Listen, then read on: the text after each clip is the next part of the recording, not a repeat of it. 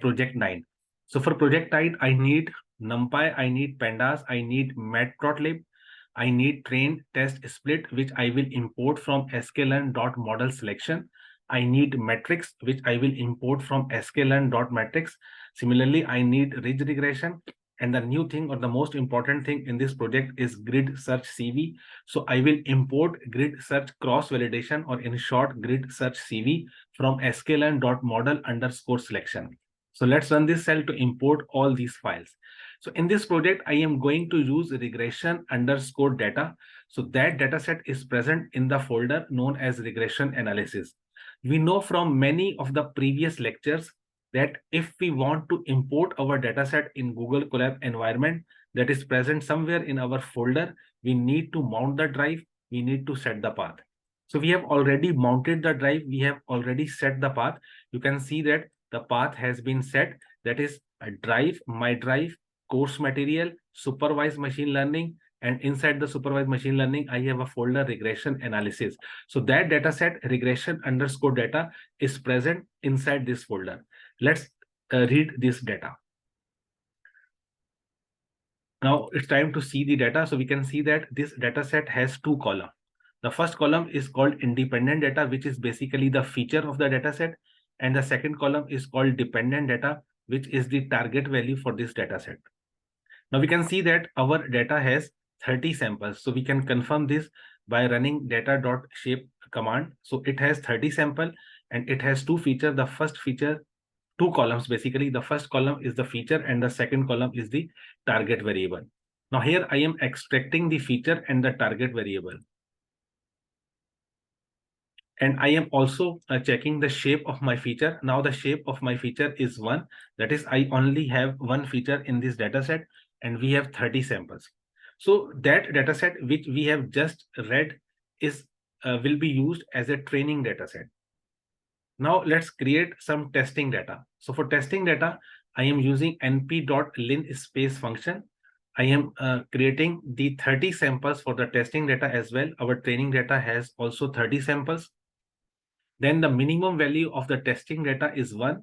The maximum value is 11. And between 11 and 1, or between 1 and 11, I am generating 30 linearly spaced data samples.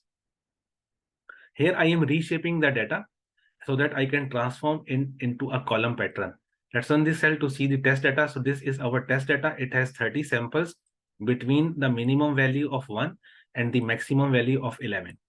Now it's time to generate test labels.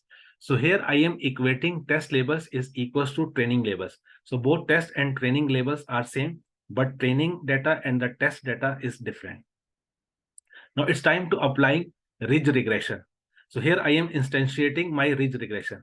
Now the important thing is I am not passing any input to this function. Basically, I am using all the default values here. So I am using all the default value. Let's see the default value for the ridge function.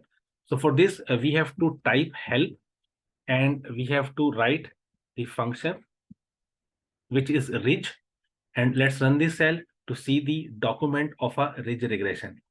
So if we scroll up, we can see the document about the ridge function. So this is the ridge class, and we can see that this line is important. So what is happening? The default value for alpha is 1. We need intercept, that is fit intercept is equals to true. We do not need to pass any iteration here. The other is solver is equals to auto. Auto means that this solver is basically the optimization algorithm, and it will optimize the performance, or it will help the training to converge. And similarly, we did not pass any random state. So we can see that the most important parameters are alpha. The default value of alpha is 1. Similarly, the other important parameter is the fit intercept, whether we need intercept for the model or we do not need, and other is solver. So these three are the important parameter for a ridge regression. Here we are not passing any of the parameter and we are using all the default value. So let's run this cell to create the ridge function. Here I am passing the commit and now it's time to fit the ridge regression to the training part. So here I am fitting my ridge to the training data set. I am getting the variable RR, and from RR, I am getting the prediction from the testing component. And here is my performance or evaluating matrix. So test labels is not defined.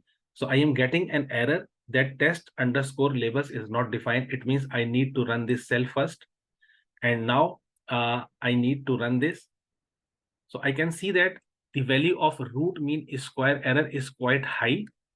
Similarly, the value of mean absolute error is 8366 and R2 is 0.86. So 0.86 is not a bad performance or a bad value of R square, but still there is some margin of improving. Now it's time to learn grid search cross-validation. So we learn from the theory of grid search that in order to perform the grid search cross-validation, or the definition of grid search cross-validation is that we will get the best parameters from the model. How to get the best parameter from the model? That we will pass all the possible combinations of the parameter to the model, and model will select the best parameter. So let's see how we can perform grid search CV. So here I am again instantiating the ridge regression, but here I am calling it ridge underscore regression. Now the first parameter is alpha. Now look at how many values I am giving to the alpha. So I am giving 10, 5, 3, 2, 1.5. Similarly, 1.2, 1.1, 1, 0.1, 0.0. All these values, all these possible values I am giving to the model. So the function or the model task is to perform grid search on these value and select the best value for alpha. Similarly, the fit intercept may have two possible value, whether it is true or false. So I am passing all the possible values for the fit intercept, and model will select the best value using grid search method. Similarly, a solver or the optimizer is SVD, which is singular value decomposition, the Chomsky decomposition, and these are the other values. So model will select which solver is the best in order to train the model. So here we are giving 3 parameters, and we are providing the full range of these parameters to our model. And now it's time for a model to find out the best parameter using grid search cross-validation. So these are the parameters for the ridge regression. We can see that these are all the parameters. Now we are applying grid search function. So the first input to the function is the model. This is the model which we have instantiating. The second is the parameter grid. So our parameter grid is parameter ridge. And the third is the number of job is equals to -1. We already know what does it mean. And CV is equals to 5. That is, we are using 5-fold cross validation for this grid search. So here I am fitting this ridge underscore grid search function to my training part so that I can get the best parameter. Let's run this cell. It will take few seconds, I guess. And now you can see that it has selected the best parameter. So we do not need to select the parameters manually, because we know that there are 3 parameters in case of ridge regression. We saw this by writing a help or by calling a help function on a ridge regression. We saw that alpha is the first parameter, fit intercept is the second, and solver is the third. So we provide all the possible combination of these 3 parameters to our model, and now model is giving the best parameter. So the alpha is 10, fit intercept is equals to true, and solver is equals to seg. So now it's time to apply this best model to our data set. So here I am supplying, or I am getting the predictions. Here I have already trained the model and get the best parameters. Now it's time to get the prediction for the test data. Here are the prediction, and here I am getting. So I can see that if I see the root mean square value or mean absolute value, there is a decrease in the value. It means by using the parameters which we are obtained from the model, that is by using the best parameters which we are obtained from the model using a grid search method, our ridge regression performance has improved. We can see that R2 has improved a bit from 0.86 to 0.87, but there is a considerable improvement in the value of root mean square error, which was over 10,000 here, and it is less than 10,000 here. It was over 8,000, that is mean absolute error, without performing the grid search cross validation. And after getting the grid search cross validation, its value is less than 8,000. So we see that there is an advantage of grid search cross validation for a ridge regression. So the performance of ridge regression has improved when we find the parameters using grid search cross validation. Now it's time to check the performance of lasso regression. So we will start from the scratch lasso regression, that is we will import it from sklearn.model. Here I am using the default value for the lasso. Here I am training the lasso regression model, and here I am getting the predictions, and here I am getting the evaluation metrics. So we can see that for a lasso regression as well, the value of R2 is 0.86 for the default value of the lasso. Similarly, the value of root mean square is higher than 10,000, and the value of mean absolute error is also greater than 8,000. So here there is a typo. Here it is written as root mean square error, but I think it is mean absolute error. So this is our mean absolute error. So let's run this cell, and we can see that our mean absolute error is over 8,000. Now it's time to find the best possible parameters for lasso regression using grid search cross validation. So the value for alpha I am passing are 10, 5, 1.1 and up to 0. Fit intercept is equals to true. Now we know that one of the most important parameter for lasso regression is maximum iteration. We learn about this parameter in our project 8 of this section. So I am passing 1,000, 10,000, 100,000, and this is equals to 1 million here. So I am passing so many value of the maximum iteration, and here I will get the grid search value from the lasso regression. So the parameters are alpha, fit intercept, and maximum iteration. So the purpose is that I am passing all the possible combinations of alpha, fit intercept, and maximum iteration. Now it's time for a model to provide me the best possible parameter. Here I am using the grid search cross validation. So the first input is the model, that is lasso, then the parameter grid. Here is the parameter grid. Then number of jobs is equals to -1 and cross validation is equals to 5. Here I am fitting this lasso grid search cross validation, that is I am train the model on this parameter, and model is performing the training. The model is getting a training, and we are getting the best parameter. So these are the best parameters which we have obtained from the model. So the value of alpha is 10. Fit intercept is true, that is we need intercept, and we need 1,000 maximum iteration in order to converge the training of the model. Now it's time to get the prediction from the test data, and it's time to evaluate the performance. Now we can see that the performance of lasso regression after a grid search is very much similar with the default value.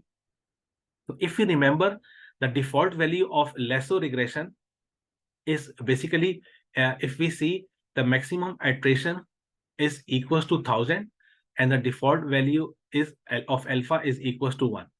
But when we apply grid search, we get the best parameter where the alpha is not 1, but it is 10. But here we get the maximum iteration is equals to 1,000, which is equal to the default value of the maximum iteration. So we can see that the performance is very, very slightly increased. That is, it is 8,423, it is 8,422. Approximately, this is the same performance. So what is happening here basically, or what has happened? It means for this particular data set, we only need the default parameter for a lasso regression, and our model is also returning the parameters which are nearly equal to the default value. So here we have applied grid search on a lasso regression, and we saw that the performance of grid search for lasso regression is equivalent to the default value of the lasso regression. Now it's time to check the performance of ElasticNet. So here I am importing ElasticNet from sklearn.linear model. Here I am instantiating the ElasticNet, and here I am fitting my elastic net to my training data. So here I am getting the predictions without a grid search, and here I am observing the performance. So we can see that the performance of elastic net is also good. Its value is 0.87. So if you see here, I am using all the default value of the elastic net here. If we want to see what are the default value of the elastic net, so we can run help for the elastic net, and we can see this function, that is elastic net.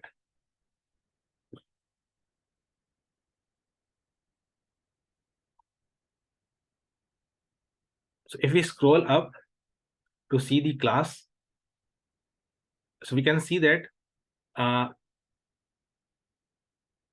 here are the parameters. For elastic net, the default value is 1, L1 ratio is 0.5, fit intercept is true, and maximum iteration are 1000. So these are the important parameter for the elastic net.